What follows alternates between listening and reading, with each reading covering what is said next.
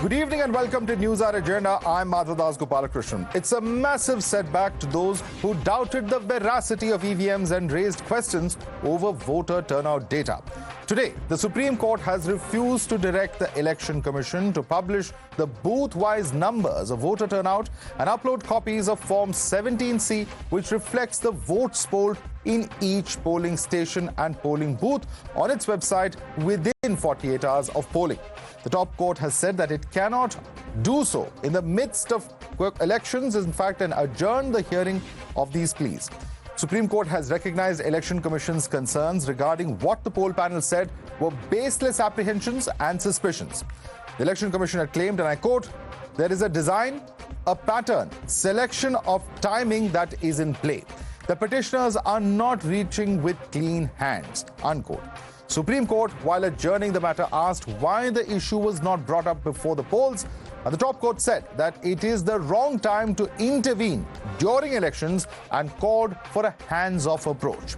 It's also said that the PIL is not a personal interest litigation or a private interest litigation, quote-unquote. But despite the apex court questioning the timing and vested interest in the PIL, opposition still continues to question the democratic process, isn't it? Machine के पास तो सब कुछ है ना, तो अगर आप result declare कर दोगे और ये रिकॉर्ड मशीन में ही रहेगा और किसी को पता नहीं चलेगा, तो कैसे पता चलेगा कि अवैध तरीके से वोटिंग हुई या अवैध तरीके से कोई प्रत्याशी को डिक्लेयर किया गया कि वो मेंबर ऑफ पार्लियामेंट बन गया?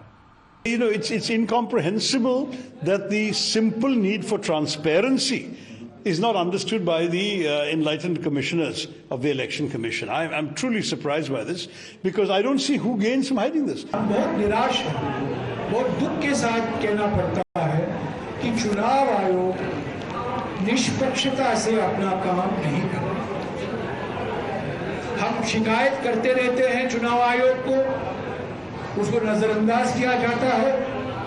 ये दिखाता है कि जो हमारे इंडिपेंडेंट इंस्टीट्यूशंस थे, कैसे उन्हें प्रधानमंत्री अपने ग्रिप में लेकर काम करना चाहते हैं। Meanwhile, the BJP is lashed out at the opposition, saying that they are already making excuses before losing the polls. Supreme court का फैसला PIL गैंग पर एक हथौड़े की तरह चला है। PIL गैंग मतलब पैसा interest litigation, private interest litigation, जो लोग ईवीएम और अब पोल डेटा डिस्क्रिपेंसी को बहाना बनाना चाहते हैं क्योंकि हार से उन्हें परिवार को बचाना है, तो कभी ईवीएम और इलेक्शन कमीशन पर सवाल खड़े कर दो, कभी पोल डेटा को लेकर अनर्गल सवाल खड़े कर दो, पर सुप्रीम कोर्ट ने इनकी सारी खारिजों को रद्द कर दिया है, रिजेक्ट कर दिया है।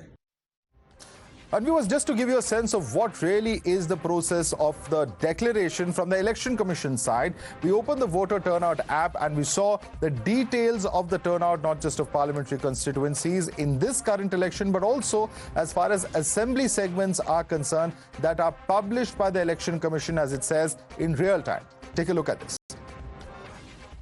Now, in today's proceedings, what is very significant is that the desire of the petitioners to make the Form 17C data public by the Election Commission has clearly been rejected. And what they have found is that it would lead to a huge amount of procedural difficulties as well as possible misuse and mischief by those who want to vitiate the election process. So what exactly is the current format in which the voter turnout data is shared? The apprehension of opposition political parties is that the second day's data, or at least as far as the Election Commission is concerned, the final turnout data was not shared on time, and that is why they are raising suspicions, while Election Commission sources have said that all of this data is available real time as and when it gets updated on the voter turnout app. And this is the app that I've just opened. What really happens over here is that you select the type of election over here. In fact, I'm just opening it from the phone that's connected to this, you can select then parliamentary constituency or assembly constituency. And if, for instance, you're going for the current parliamentary constituency, if you go, for instance, to the state of Bihar over here, you can see the turnout of entire Bihar. You can see the turnout of all the parliamentary constituencies that are there as far as Bihar is concerned and their approximate trend. If you click further on the latest round of results, you can see within Hajipur, for instance, the assembly constituencies as well, Hajipur, Lalganj, Manar, Mahua, all of their respective turnouts assembly-wise as well has been given, not just as far as the parliamentary constituencies are concerned. Now, what is really the problem in sharing the final data early on? Election Commission says that several of its officers who are in far-flung areas do not reach the district center on the same day as the election. Some, in fact, take an entire day, some even longer than an entire day, especially those who may, due to weather or other conditions, say, for instance, being transported by choppers, are not able to do so due to rain and other inclement weather conditions. Others may be genuinely in far-flung areas where they have to walk for hours by foot to reach the respective villages where the votes are cast. And that's why sometimes it takes up till 12 o'clock of the next day for an approximate final trend to be there. There are cases in which about 3 to 4 booths in certain constituencies, the actual machines come in only on the third day as well. And that is why even on the second day night, it is only an approximate trend that is released. And also on the fourth day is when the option of a repoll is given. So therefore, the final data in many cases may actually be available only on day 5. And that is why we have seen in the past, the Election Commission says that even in the past, we have seen the actual final data being given out only on the 5th or the 6th day when it comes to most elections. You're watching the News Hour at 10, debate number 1 on Times Now, Super Prime Time. And for more of this, let's go right across to our guest. Joining us is Syed Zafar Islam, a national spokesperson of the BJP. We also have Dr. Anand Ragnathan, author, joining us on the panel. With us also is Rajat Sethi, who is an author. Sanjay Jha, author, also with us on the show. Mohammad Tariq Khan, national spokesperson of the Samajwadi Party. Dr. Suman Siraman, political analyst, is joining us from Chennai. Let me start first and foremost with you, Sanjay Jha. At the end of the day, decision was sought by the petitioner from the Supreme Court that the Form 17C data should be made public. The court, in very clear terms, has declined that. Isn't this a setback to the petitioners, who the election commissioners say have launched a campaign? First, it is the voter, lists, then it is EVMs, and now it is the turnout figures that are repeatedly being questioned to try and create confusion in the minds of voters as far as the election process is concerned. Sanjay Jha. Yeah, Madhav, first and foremost, I don't think the opposition is fighting for itself alone. I think this is about a battle for India's democracy. So I don't think we should look at it from a very partisan manner, because the truth is that the opposition is talking about ensuring that in this election of 2024, every vote which is given for any political party goes to that political party, and the same ought to be made as transparent as possible. Now, here is a point that you need to consider. Is the Election Commission credible? Absolutely not. There is evidence on board. I think the opposition and the country is aware on a day that if you had an impartial election commission, Sanjay Jha, one second. Sanjay Jha, should have been just one second. Sanjay Jha, just 1 second. Just bear with me 1 second. I can't hear you. No. Sanjay Jha, simple question I'm asking you, sir. On a day when Supreme Court has declined to intervene in the poll process, saying that the concerns at this point of time, clearly the Supreme Court has felt are not valid and it cannot intervene in this process, why would you say that the Election Commission's credibility is on a low? The court has upheld the validity of the process. Yeah, Madhav, you normally don't interrupt me. I had just started speaking. I hadn't even finished 2 sentences. I don't know why you interrupted me. Because, in a debate, normally we like to quickly set the context before making our point. So if you don't mind, let me set the context here, that if you had an independent election commission, Prime Minister Narendra Modi would have been disqualified as a Lok Sabha candidate for making hate speeches that were clearly targeted at religious polarization. Now, let me answer your question. You are again not reading the Supreme Court statement carefully, and you have done cherry picking. Let me read out what the Supreme Court has said. The Supreme Court has said, we are not saying, and this is to the petitioners, we are not saying you don't have a case on merits. This is the Supreme Court, not me. If the Supreme Court says that we are not denying or we're not saying you don't have a case on merits, it means that the opposition stance is very crystal clear and needs further investigation. The Supreme Court has said we are deferring it because the matter is actually in the middle of an election, and they have agreed with the Election Commission saying that at this point of time, they believe that this will complicate the process, post the final election, numbers are in. Yes. I think you need to factor the fact that if the Supreme Court of India has acknowledged that the petitioners have merit, then I think we all need to be worried. Can I ask you a question? That today, Madhav, you're a very intelligent man. You're an editor in a very popular channel. Tell me, why should it take the Election Commission 10 days after the first phase to give you voter turnout figures? And are you not worried that after that the percentage of voters goes up by 6%? Sanjay Jha, is that not something that every citizen of the country should worry about? Sanjay Jha, there is a point. There is one point which the opposition parties have made, which is that the first two phases, the second release of the voter turnout data, which normally happens on the next day, did not happen. Election Commission in this particular case has come out and said that, look here, in this Lok Sabha election, we have something called a voter turnout app, which is available for any citizen to download. It is available on both Android as well as iOS, and that gives you real-time data, not just at the parliamentary level, but at the assembly level in every parliamentary constituency as well. And that data is constantly updated for 48 hours until the final data is reached. And it is a fact. You've covered multiple issues. You've covered multiple issues in your statement, Sanjay Jha. Let me go point by point.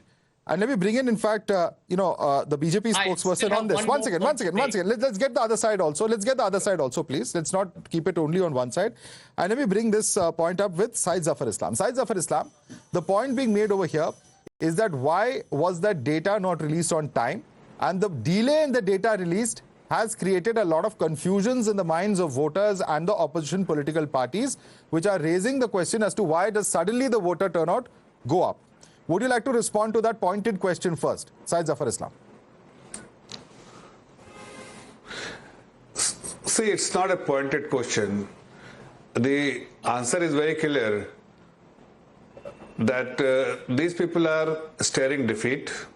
These people are very clear that the level of admiration for the Honorable Prime Minister, the kind of support and the blessing which has been given by the voters across India is something which they never anticipated. They thought that they will make noise and they'll be able to change the mind of the common man on the street. The fact that the common man on the street is the beneficiary of all the welfare schemes which this government has done, what they were elected for by the people of this great country. So when we have been able to deliver it to their expectation. So no matter what noise you make, because you are only aspiring to get power, you have lust for power, you want to get into power because you are making noise because you are out of power. And everybody understands that all the allegation you are making is absolutely incorrect. And even the kind of allegation you have leveled against ECI is unparalleled. This kind of allegation, nobody has ever made it. The fact that the data, about the delays, everything has been clarified by the ECI and to the Honorable Supreme Court as well. Okay. The Honorable Supreme Court has given very clear indication to all the opposition parties that you are trying to intentionally create confusion. Yes. You are trying to create confusion by asking to upload Form 17C, by making it public, which the rule doesn't allow. But still you are insisting just because Let me you bring in want to Mohammad create confusion. Mohammad Tariq Khan. The fact is that we are winning hands down. That's and these people are losing. It's a political defense. Mohammad Tariq Khan, the kind of defeat they will be Mohammad Tariq Khan, you testing this time. Syed Zafar Islam, got your point. Mohammad Tariq Khan, this is a way of preparing a defense for the time when you lose an election, is the BJP's interpretation of this. Would you like to respond to Mr. Syed Zafar Islam? With all respect to Supreme Court, what Election Commission has said is quite illogical and irrational. Why? I'm just saying this, that Listen, the polling parties had been dispatched from the polling station, from the polling point or a strong room before 10 hours, 15 hours or 20 hours before polling starts. That is at 7 a.m. So, my question is that how much time they that is factually take to return back at the same time where this is the problem. The EVM had been submitted. Mr. Tariq Khan, one second. Listen Let me to just, me, no, one second. I have to clarify a fact. One second. I have to fact check you. In many cases, people physically walk up to 24 to 36 hours before.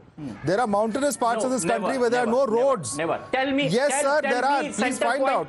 I will give you the instances. I will give you the instances where people walk up to 36 hours before. So, I mean, don't spread wrong information. There are cases in the plains, in different geographies, where things are very, very different as you're presenting it, sir. No, I'm not eating your time. I'm just factually correcting you because this is something the Election Commission has been at pains to provide. Whether it is Leh, whether it is Kargil, whether it's different mountainous regions, there are places which are very remote. Whether you like it or not, sir, that is a fact. So let's not trivialize the work of all those hard-working election workers. You're trivializing their work and their contribution that they put in. From the district headquarters, polling parties has been dispatched to the polling stations. Let me say that it will take 1 day or 2 days. It will never take 10 days. Now, how will you justify that it will take 10 days to return back at the same place? Yes. Nowhere. Okay. Nowhere in India it will take 10 days. Polling parties has been given all type of animation, vehicles and everything. Very good point. I have seen on many places. In our districts, the center point of the district is not more than 70 kilometers or 80 kilometers. Now, polling parties never been asked to walk on the feet. They have been provided all the facilities by the district administration as well as all the means who are involved in all these polling processes. Sir, there are those who travel by road, there are those who travel by chopper, there are those who travel by boat, there are those who travel by vehicle. There are all sorts of instances, but there are, whether you like it or not, I don't know why people find it so hard to believe. There are actually parts of this country where people actually walk for long periods. You know, I find this very fascinating. And Mr. Tariq Khan, are you aware that this has also happened, that there has been 6 to 7 days delay in previous regimes, even before the current BJP government was in power? Listen to my question, Mr. Tariq Khan. I'm asking you a simple question. Are you aware that there has been 6 to 7 days of delay in the announcement of the final voter turnout, even during previous regimes, even during Congress and other governments? Are you aware of that? It's all right. It's all right. Why is it all right? If this is very simple. If this is wrong, then that is also wrong. Parties had been dispatched. Polling parties, if they are returning back after 10 days, that means they had been dispatched before 10 days. Provide me any data that they had been. So, do you know what is the day for after an election reserved for? Let it be the northeast or wherever. Let me ask you, Mr. Mohammad Tariq Khan, what is the day for after an election reserved for? They must be dispatched before 10 days if they are returning after 10. I am asking you, what is the day for of a? Not fair. What is the day for of polling after polling? Let me give you another reason. You are not answering my question. What is day for reserved for, Mr. Mohammad Tariq Khan? Do you know? Do you know what is day for reserved for? Simple, pointed question. Do you know what it is reserved for? The day 4th after the polling date, what is it reserved for? Do you know? What reserve? What is the 4th day after any polling day reserved for? As per the EC's procedure. You're a spokesperson of a big regional party. You should know this. It is reserved for the repoll. Until the repoll takes place, how will the final data be determined? Please tell me. I bluntly say I don't know. If the repoll data is not included, how will the final turnout be decided, Mr. Tariq Khan? Polling parties come along with the 17C form. Polling parties return along with the 17C form, and the EVM has been submitted to the strong room along with the 17C form, and 17C form was also even there when the counting is being started. So yes, absolutely. It was there when counting started, and that is why, that is exactly the point that has been made by the Election Commission. If there is even one vote's mismatch, at the time of counting, it will be raised by the political parties because the agents are there when the 17C is finally submitted. Dr. Ranganathan. Good evening, Madhav, and good evening to my fellow panelists. I'd like to make 3 very brief points. Number one, clearly a mountain is being made out of a molehill, but there's nothing new because the first sledgehammer approach of the India alliance is to discredit the whole electoral process. And the irony is that they have won multiple states through the same electoral process, through the same EVM machines, but still they go on and on about it. Number one, yes, the fact remains that the Supreme Court has not brushed aside the plea. It has deliberated and resulted on a technicality. So yes, Sanjay is absolutely right. It has not deliberated on the merits of the case.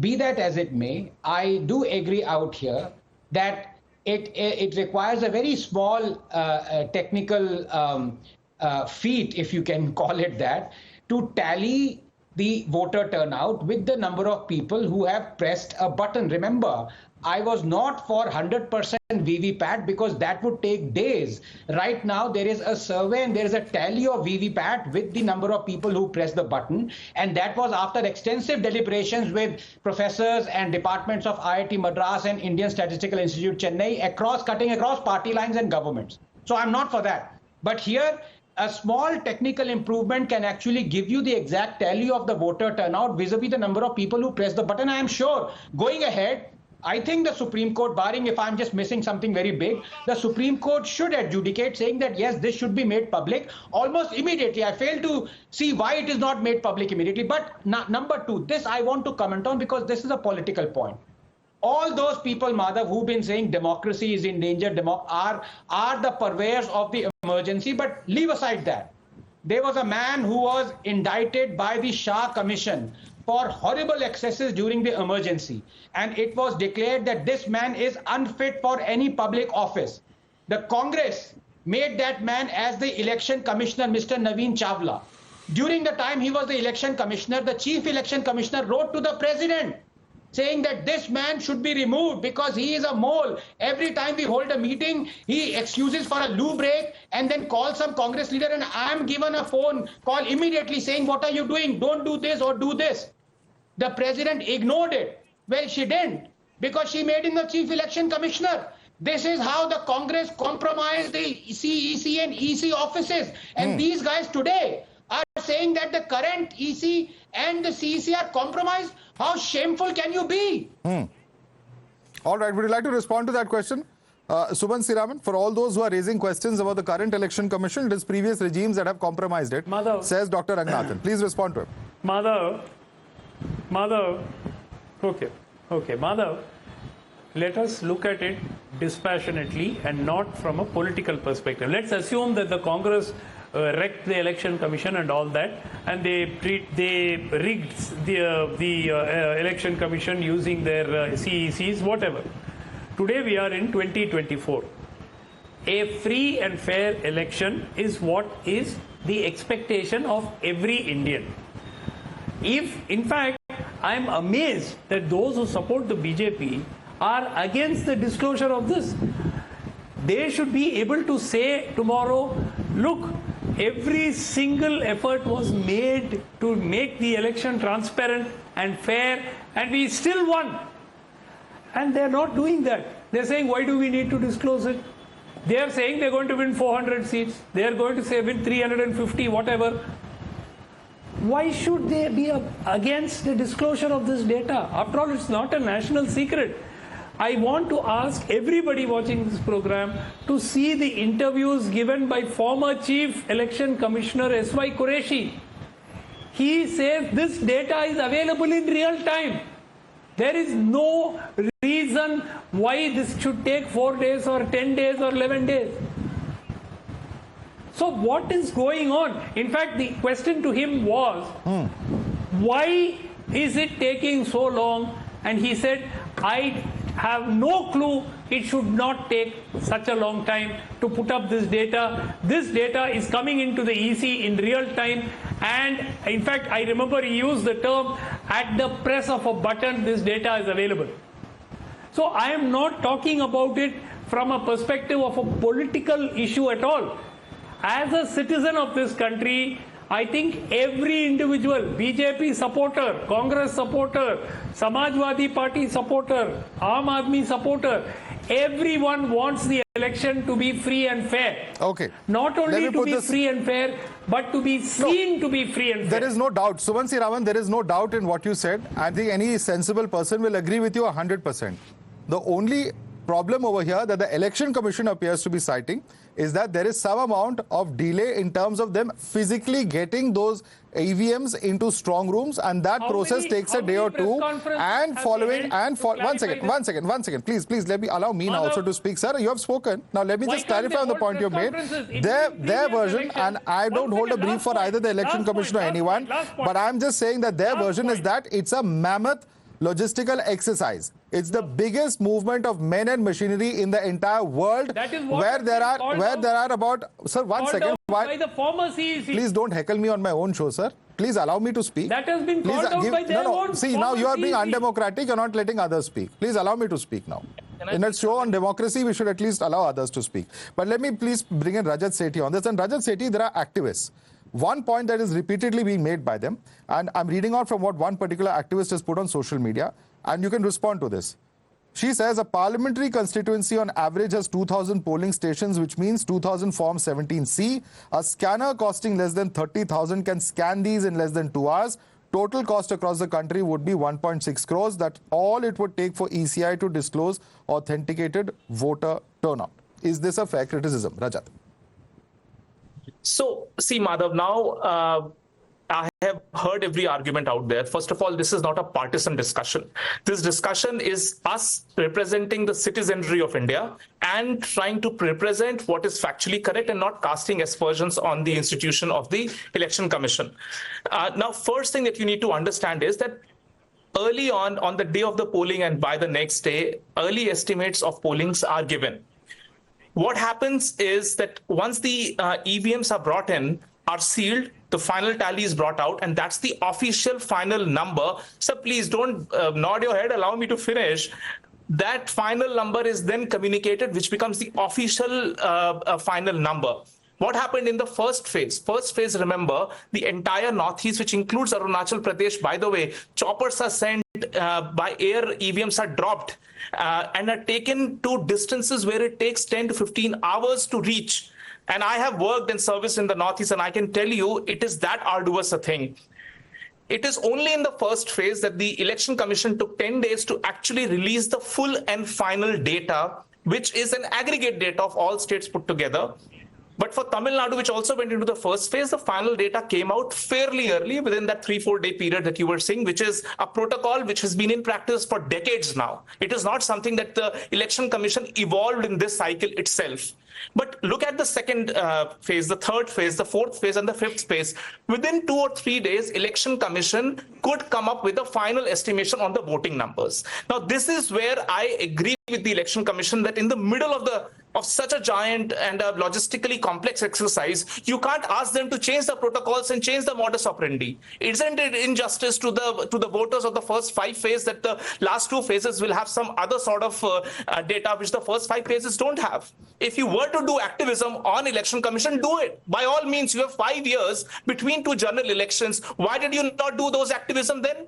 Now, coming to the Form 17C part, and this is where I agree with the concerns that are raised. Election Commission goes to the Supreme Court and says that Form 17C, which is a polling booth voting data, we are not going to make public because certain areas or certain regions will be targeted maliciously. Now, I don't understand. This is the most bizarre logic Election Commission can come up with, because if Form 17C represents the voting percentage, Form 20 shows the final tally of a specific polling booth, whom did they vote and by how many votes. Is that more risky, or is Form 17C more risky? And Form 20 is made publicly available. Syed Zafar Islam should respond to that. Everywhere. Now, Jafar Islam Ji is from BJP. He's not the spokesperson of Election Commission. No, it is the Election Commission which should respond. Okay. There is no argument, no basis of argument to not release 17C data whenever they get time. Why should 17C data not come out? Respond to it. As he rightly said that I'm not the... let me respond to that.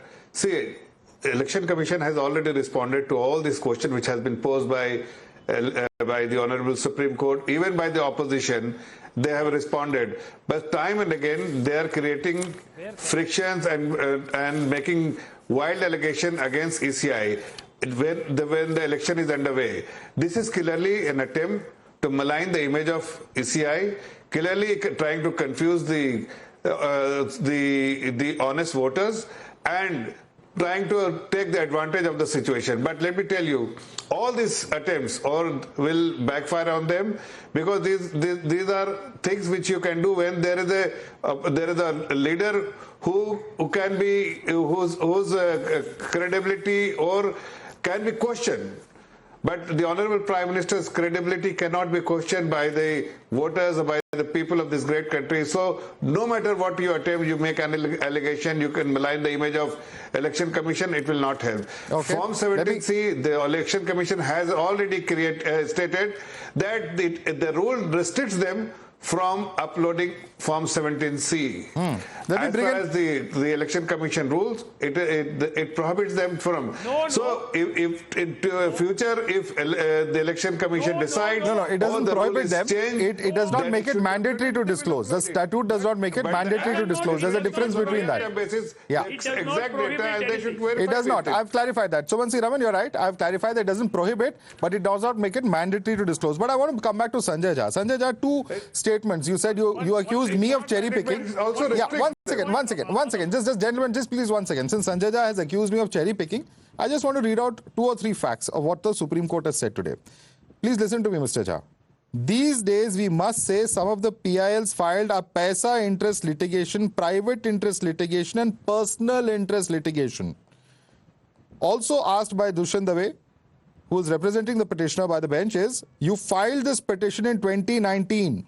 What steps did you take to get it listed earlier? Why did you file it in April, only after the process began? And let me tell you, sir, also, what really the similarities of the two were. It was in the 5th day before the phase 6 of the 2019 polls that the matter was rejected. The review plea by 21 political parties, it was on VVPAT count. It was a day before the 6th phase of polls in 2024 that the Supreme Court has rejected the PIL by an NGO, ADR, which was, of course, a plea to publish the seat-wise voter turnout. Sanjay Jha, please respond. Yeah, Madhav, let me respond to you. I know you have added these points and the Supreme Court did say it, but that does not contradict or take away from what I pointed out, that the Supreme Court has also said, and that is exactly my point, that we are not saying that there are no merits in the case. So, thanks for adding that in your defense. But my larger point is that the matter is not being rejected on a fundamental issue. Maybe it's not. A technical issue. Now, let me answer your question. Is questioned. Yeah. I agree with Rajat here that this is not about a politically partisan conversation. I agree completely, because all of us are citizens of this country. Tomorrow, the India Alliance could be empowered, probably will be, and we don't want the BJP to make accusations against the Election Commission. So here is my larger point, and I think we need to pay attention to that. That it is, somebody pointed out, the voter turnout figures may be difficult because of the hilly regions or, geographical terrain it had to cross. Fair enough. In that case, there can be a delay. But how can the voter turnout numbers be substantially higher? Because if you're telling me that some people are living in a zone which is very far off, are you telling me that there are lakhs of people living there? So there is a contradiction, a very inherent, if you see a contradiction, because people living far away are normally a smaller number in population. All right. But the voter turnout figures are disconcertingly high. We'll have to end the debate, because we certainly have many more questions. I mean, this debate can go on all night. But there is 1 second. Please, Dr. Raman, please allow me to conclude this debate. We've gone way beyond our scheduled and allotted time. But I will just say this in conclusion. What the Election Commission has been at pains to explain, and I'm not holding a brief for them, but this is what they are saying. They are saying by midnight of the next day, the turnout data on the voter turnout app in each of the phases, including the first phase, has been less than 0.1% different from what was finally declared. And that, they say, is the kind of transparency that they have. You can, of course, political parties will question why a formal statement was not put out, and that perhaps is a valid question as well. We cannot take away from that. On that note, gentlemen, I'd like to thank Syed Zafar Islam, Rajat Sethi, Sanjay Jha, Mohammad Tariq Khan and Dr. Suman Raman for joining us this evening. Dr. Anand Ranganathan stayed with us for debate number 2.